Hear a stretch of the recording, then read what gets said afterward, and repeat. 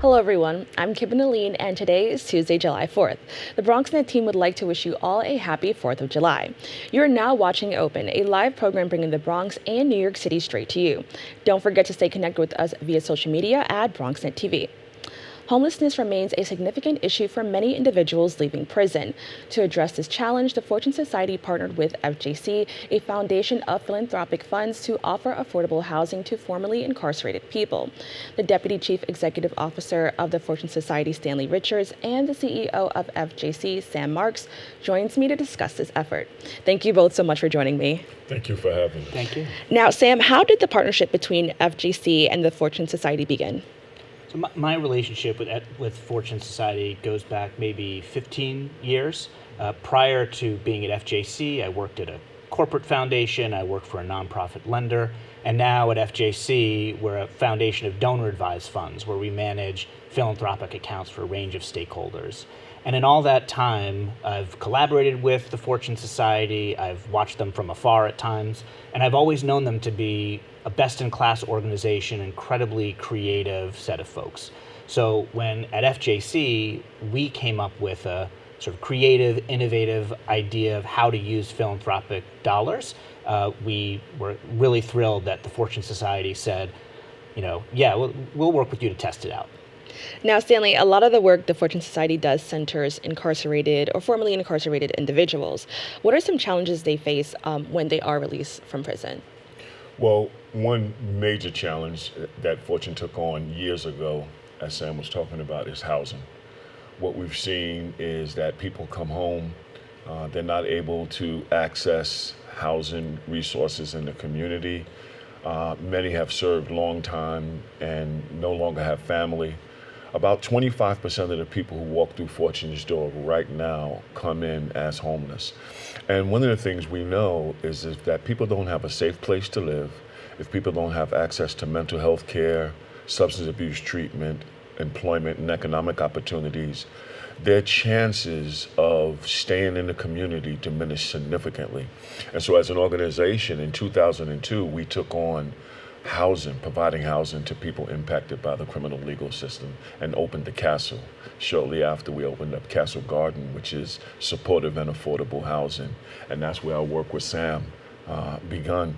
And we're really excited about the opportunity we have right now. Now, I'm also interested to know, I think housing, we just spoke about this recently, is a huge issue, especially in New York City. How is that heightened for people who are affected by the criminal justice system? Well, when you look at the criminal justice system, the majority of the people in the criminal justice system, particularly in New York, are black and brown. And what we've seen is that many landlords use criminal convictions as a proxy to discriminate and exclude people of color from housing. And so we have been fighting this issue from a policy standpoint. We have been advocating for policy that we are calling fair chance for housing, where landlords can't look at a criminal conviction at the beginning. They need to vet the person for tenant worthiness before they start doing the conviction, to reduce the barriers for accessing housing for people with criminal convictions. The other side of that, we've been providing supportive and affordable housing, which means people can afford the units and receive the kind of supports they need to rebuild their lives in the community. And report after report demonstrates that supportive housing for people with justice histories is a benefit to the community, is a benefit to the individual, and it's a benefit to society overall. It's about an investment. And we spend a lot of money incarcerating people in New York City, $500,000 to incarcerate one individual. Imagine what we can do with that money if we invested that money in housing. Wow. Thank you so much for sharing that fact, because I had no idea that was the number per person, and it's just wild to even hear it. So thank you so much for sharing that. Thank you. Thank you for doing this show. Now, Sam, what is FJC's role in ensuring these individuals have access to housing that they can afford? So the real work in this partnership is being done by Stanley and his team at the Fortune Society, providing services and providing housing. Where FJC comes in is helping the Fortune Society with a particular bottleneck that they face in the housing development process. So the Fortune Society, Stanley and his team are experts at assembling all of the complex financing that you need to build this supportive housing. It involves city, state, federal resources, bank financing. There's a lot of complexity, and it takes a lot of time to get these projects off the ground. So while a supportive housing development might cost tens of millions of dollars to build, it's in those early stages, the pre-development stages, when they have to assemble the financing, do feasibility studies, do a ton of community work. There's a lot of work that happens in those early phases. So they might need a couple of $100,000 to get a project started so they can get to the closing table where the tens of millions of dollars come in. And that's the piece that FJC is taking on, the timing of the costs associated with pre-development support. Now, how is this different, or what are some aspects that make this unique compared to typical philanthropic support? So when most people think about philanthropy, they think of grant support, giving money away. And nonprofits need that critical support to fuel their missions. There are particular activities of certain nonprofits, like building supportive housing for the Fortune Society, where a more appropriate type of resource that's needed is a loan, specifically a low-interest loan. So the donors at FJC that are participating in this fund have agreed to allow Fortune Society to use their funds for 5 years, revolving those dollars multiple times for multiple projects. And that allows our donors to not just give their money away once, but make it available to the Fortune Society so that they can recycle the same dollars over and over. Now, Stanley, what is the Just Home initiative, and how will it support this effort? Well, Just Home is an innovative model that will target people who are formerly incarcerated with high medical needs that don't require hospice care, don't require hospitalization, but requires an intensive medical connection. It is on the Jacoby Medical Campus. It is going to be about 70 units. It's going to be mixed use. All of our projects are mixed use, so we provide some units for justice impacted people and some units for the community. And it's a way of beginning to help people rebuild their lives. Right now, we have people who are in hospitals and who are incarcerated only because they have no other place to go. They have no other residence to live in.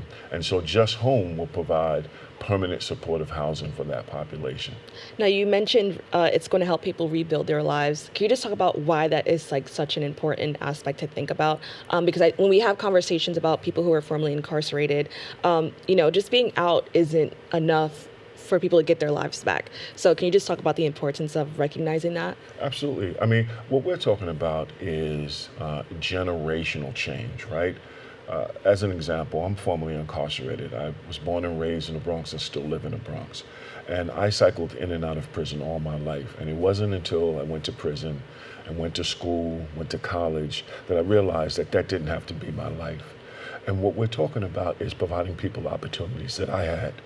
I came home, I married a wonderful woman, now been married 32 years, going on 33 years, have 4 kids, all grown, all moved out, not involved in the criminal justice system. So the kind of resources and support I received allowed me to reconnect, give back to my community, raise my family, and break a cycle of incarceration that I went through, my baby sister went through, my baby brother went through, and stop that generational cycle of incarceration. And that's what Fortune does every single day when we serve the men and women who walk through our doors, when we provide supportive housing and education and employment.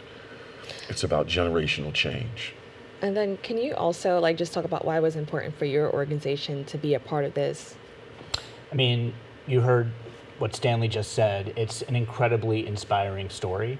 An organization like FJC that has donor-advised fund accounts, we work with New Yorkers mostly, people from all over the country, who have more money than they need, and they set up a philanthropic account so that those resources can grow, they can increase their philanthropic capacity, and then deploy those dollars to the causes they care about. And many of the donors who came into this fund didn't know about Fortune Society, didn't know much about the supportive housing industry. And so when we have donors in our network, we can inspire them with the stories of Stanley and the program participants and tenants in Fortune Society housing.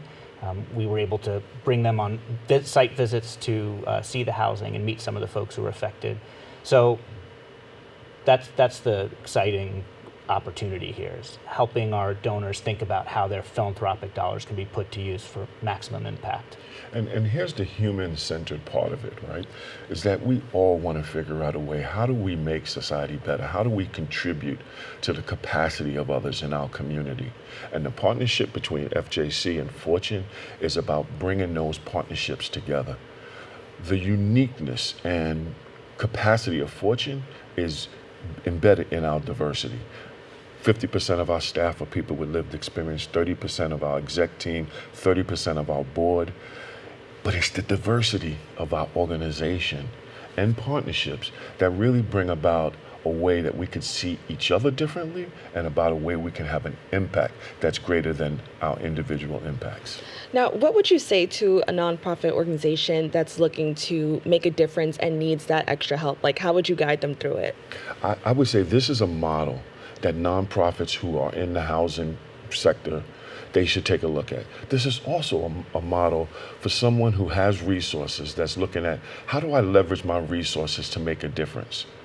This is an opportunity for people to lean in a way that is aligned with your values about how you see people and the kind of impact you want to have. And this is a model to do that. So I would encourage donors, people with resources who are thinking about, how do I impact nonprofit organizations, to look at this model.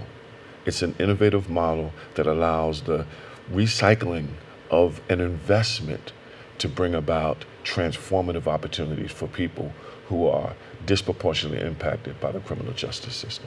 And then could you quickly just let us know, like, what would be the best thing for nonprofits to do if they are interested? Yes. I mean, there were a number of things that made the Fortune Society a good fit to be the first out of the gate. One was that they had large capital projects where they needed a little bit of funds up front with a high likelihood of recovery.